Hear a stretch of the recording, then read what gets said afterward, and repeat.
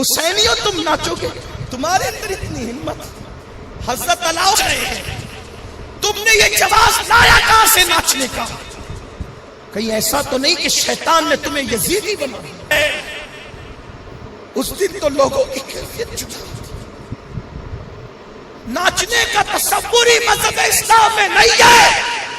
کب تک اس کے سامنے دھیان سے سننا، ہمیں دکھ ہے کہ اس مصیبت میں گھوڑوں کی ٹانپوں کے نیچے لاشیں کچلی جا رہی ہے، پھر بھی نماز نہیں چھٹی۔ اور یہاں عاشورہ کے دن مسجد ویران ہو رہی ہے، مسجدیں چھوڑ کر میری قوم مولا حسین کے نام کے جلوس نکال رہی ہے، اور جلوس پر مجھے اعتراض نہیں۔ ہم جلوس کے منکر نہیں ہیں، نہ میلاد کے جلوس کے منکر ہیں، نہ شہادت کے جلوس کے منکر ہیں، لیکن اس جلوس میں تم ناچو گے؟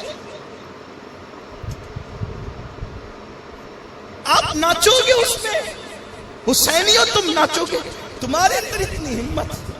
حضرت علاؤالحق پنڈوی رحمت اللہ علیہ جو مخدوم اشرف جہانگیر سمنانی کے پیر تھے، مائے محرم کی ان تاریخوں میں جس میں مولا کی شہادت ہوئی ہے، آپ کے آنسو نہیں تھمتے تھے، روتے رہتے تھے، خانقاہ میں بیٹھ کر رات دن روتے تھے۔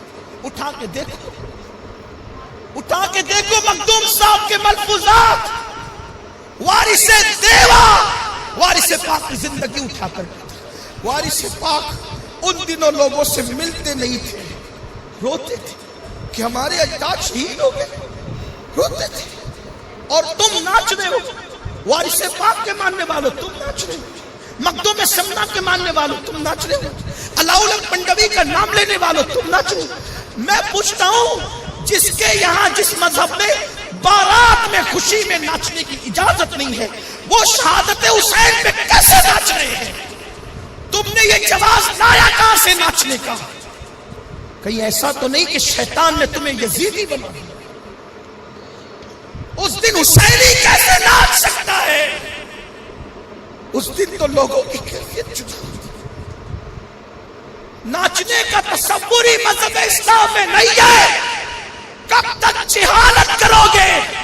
اور سنو، میرا تو ایمان ہے کہ شہید زندہ ہے، اور میرا حسین تو سید الشہداء ہے، وہ شہیدوں کا سردار ہے، وہ اپنی قبر انور سے تمہیں بھی دیکھتے ہیں، ہمیں بھی دیکھتے ہیں۔ جب شہادت کے دن وہ تمہیں ناچتے دیکھتے ہوں گے تو ان کے دل پہ کیا گزرے، ان کے دلوں پہ کیا گزرے؟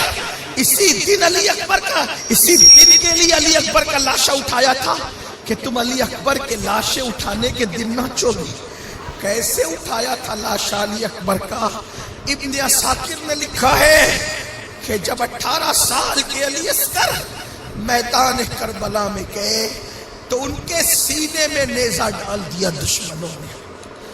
جب نیچے گرے، آواز لگائی میرے ابا میری مدد کرو، تو مولا حسین مدد کے لیے گئے تو علی اکبر نے کہا ابا جی میرے سینے میں بڑی تکلیف ہے، میرے سینے سے آپ یہ نیزہ نکال دے، میں اب بھی لڑ سکتا ہوں۔ 56 سال کی طاقت اکٹھا کی، اس 56 سالہ عمر، 56 سال کی عمر میں آدمی کی طاقت، انسان ڈرنے لگتے ہیں۔ اور پھر وہ بھی اتنا نڈھال جو صبح سے لاشیں اٹھا رہا ہوں، جو صبح سے لاشیں اٹھا، اور وہ بھی حضرت عباس کی شہادت کے بعد۔ مورخوں نے یہاں تک لکھا، علامہ عبدالسلام رضوی رحمت اللہ علیہ لکھتے ہیں کہ جب عباس شہید ہوئے تو امام حسین نے کمر پہ ہاتھ رکھ لیا اور جھک گئے، کہنے لگے عباس تیرے جانے سے میری کمر ٹوٹ گئی۔